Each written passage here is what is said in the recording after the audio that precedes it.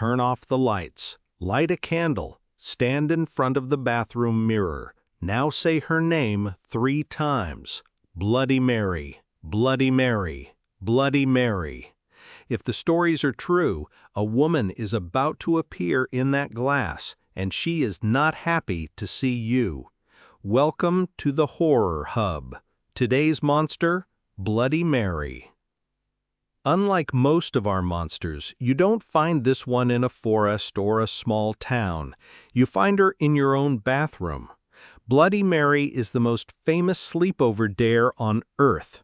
The rules change from kid to kid, but the setup is always the same. A dark room, a mirror, and her name, chanted over and over. Some say 3 times, some say 13. Some brave, foolish children say 100. And what happens next? Depends who you ask. Some say she simply appears, a pale woman covered in blood, staring back at you. Some say she screams. Some say she scratches your face, steals your soul, or pulls you into the mirror to live with her forever. In one especially strange version, you're supposed to taunt her by chanting that you took her baby, which is a wild thing to say to a ghost. Bold strategy. So who is she? This is where it gets messy, because nobody actually agrees. The most popular theory points to Queen Mary I of England. She earned the nickname Bloody Mary in the 1500s for a brutal reign. And here's the tragic part that fuels the legend. She desperately wanted a child and suffered several failed pregnancies, which is why some versions have the ghost wailing for her lost baby. Other people say she's a witch named Mary Worth. But honestly, historians think the Queen Mary connection came later. People just attached a famous scary Mary to a ritual that was already spooky. Because here's the twist, the ritual is way older than the ghost. Go back to the 1700s and beyond, and this was not a horror game at all. It was a love game. Young women would take a candle and a mirror, walk up the stairs backward in a dark house, and stare into the glass. And instead of a monster, they were hoping to see the face of their future husband. Sweet, right?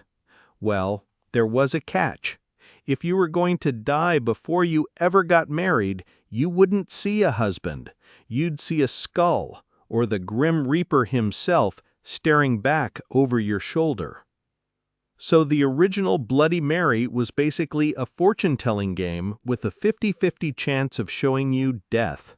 Over the years, the husbands faded away, and only the horror stayed. The modern version we know didn't even show up in print until the 1970s. This is a surprisingly young legend. But now for the real question. When kids actually try this, in the dark, alone, terrified, a lot of them swear they see something. So what is it? Are they really summoning a ghost? Not quite. And the truth is almost creepier. In 2010, a scientist named Giovanni Caputo ran an experiment. He sat people in a dimly lit room and had them stare at their own reflection for 10 minutes. That's it. No chanting, no candles, no ghost. And within about a minute, something bizarre started happening to almost everyone.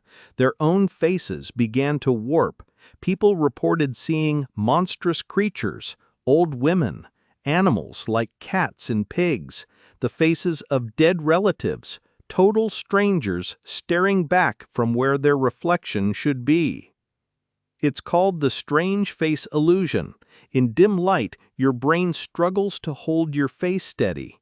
Your face recognition system, the same one built to spot people in the dark, starts to glitch and fill in the gaps, and your brain, primed with fear and expectation, happily builds a monster out of your own reflection. In other words, you don't summon Bloody Mary. Your own brain draws her for you, live, on the glass. So the scariest part of this whole legend, you don't need a ghost, you don't need a candle. You just need a mirror, a dark room, and enough courage to keep staring. The monster was always going to be you. Today, Bloody Mary lives on in movies, TV shows, video games, and every single sleepover where somebody gets dared to walk into the bathroom.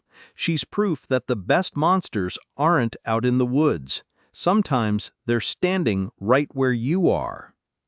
So the next time you're brushing your teeth late at night and the lights are low and you feel like staring into that mirror a little too long, maybe just don't. That's it for this episode of the Horror Hub. If this creeped you out even a little, subscribe. We've got a whole lot more monsters to meet. And hey, maybe leave the bathroom light on tonight.